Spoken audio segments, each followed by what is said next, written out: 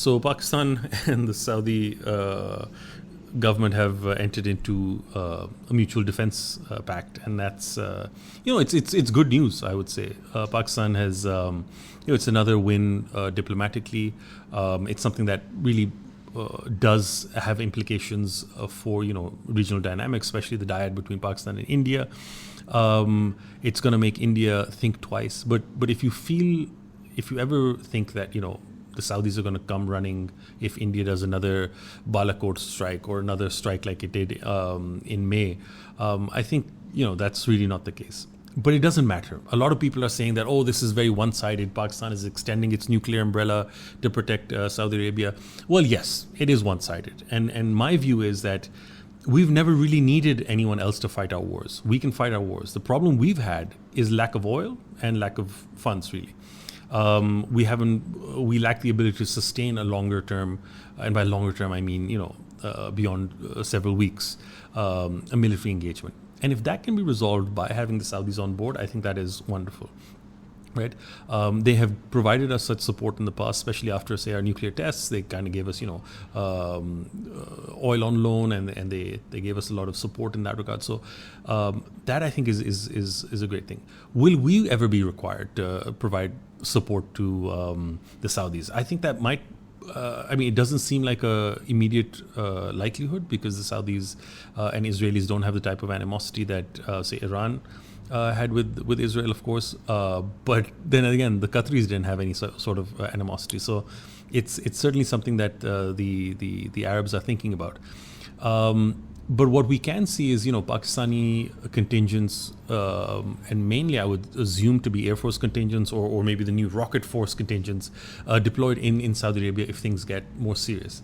And it could also mean, the joint development of certain weapons platforms, especially missiles, because that is something that, we see that Pakistan really wants to develop as well, because after its May conflict with India, we saw that our particular Achilles heel was our inability to take down missiles, but also our perhaps mixed results when it came to striking deep inside India, as well as India did with bases in Pakistan.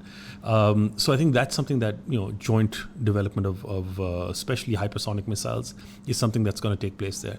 What we see, why this took place, I think it's rather obvious. The Israeli attack on Qatar, which was supposed to be this neutral territory, really put the Arabs, kind of scared them that Qatar is one of the countries with one of the largest U.S. Air Force bases in the world, right? And the assumption was that this U.S. security umbrella would extend to these Arab countries with these military bases. But that obviously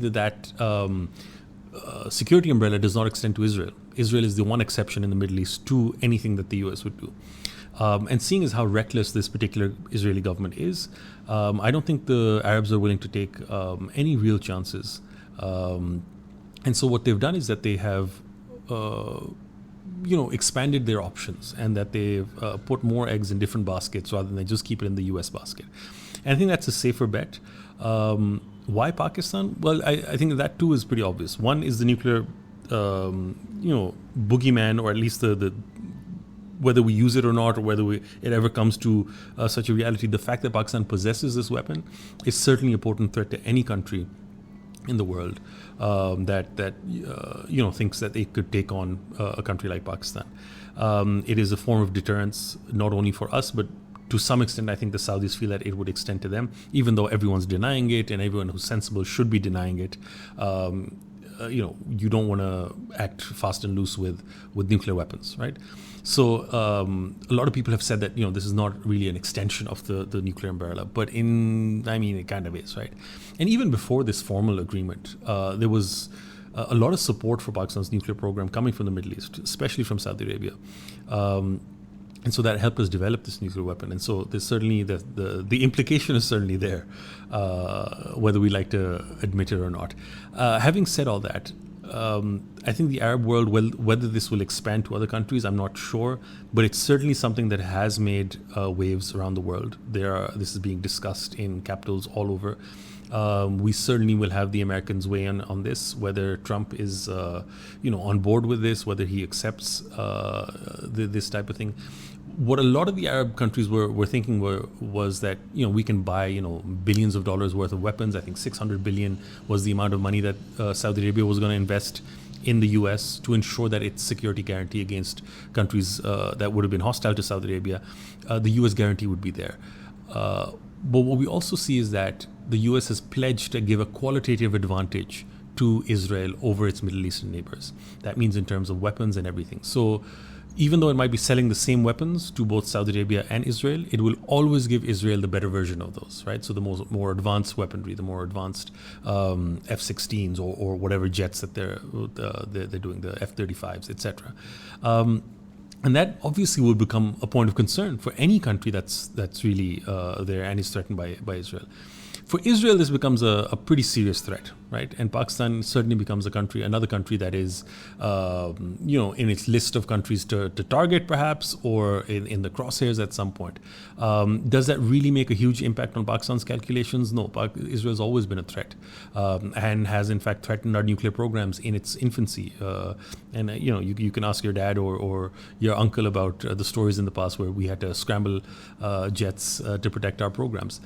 So we've seen that Israel has been a threat. Pakistan now would be a more potent threat to them if it was ever deployed near its borders, somewhere in Saudi Arabia where it could actually be able to strike.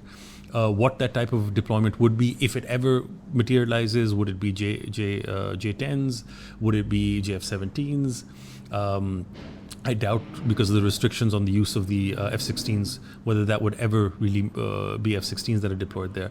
Or would it be support to the Saudis to be able to conduct their own operations against such things? So, military advisors. And we already have a bunch of military advisors and a lot of training staff in Saudi Arabia in this regard. The revolution will be live.